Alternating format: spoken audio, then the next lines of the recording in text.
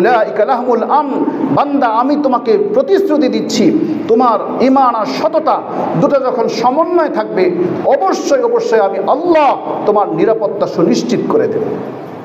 এজন্য মেরে মুহতারাম ভাই দোস্ত বুজুর্গ, রাসূল করিম সাল্লাল্লাহু আলাইহি ওয়াসাল্লামের মদিনার সনদ, একজন বলেছেন মদিনার সনদে দেশ গড়বেন, পারেন না, ব্যর্থ হয়েছেন।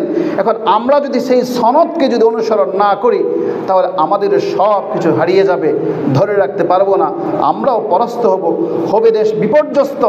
এজন্য আমরা কি প্রতিজ্ঞাবদ্ধ হতে পারি না রাষ্ট্রের আইনের প্রতি আমরা সকলেই শ্রদ্ধাশীল হব? পারবো না ইনশাআল্লাহ? প্রত্যেকটাকে কেউ কখনো কোনোভাবে আইন নিজের হাতে তুলে নেবেন না, মেহরবানি করে আইন নিজের হাতে তুলে নেবেন না।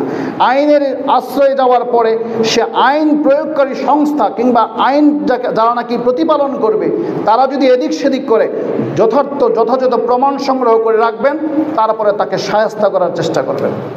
সেটা পারবো তো ইনশাআল্লাহ? আবার আপনি অপরাধীকে বাঁচাবার জন্য, আপনি যেই হোক, সন্তান হোক, কর্মী হোক, অপরাধীকে বাঁচাবার জন্য কোনো সুপারিশ, কোনো অর্থ আদান প্রদান, কোনো রকম প্রভাব বিস্তার করা, এই সব থেকে যদি আমরা নিরাপদে মুক্ত থাকতে পারি তাহলে আল্লাহ তাআলা আমাদেরকে সুন্দর এই অর্জনটাকে উপভোগ করা এবং আগামী প্রজন্মের কাছে পৌঁছে দেওয়ার মতো সেই তৌফিক দান করবে।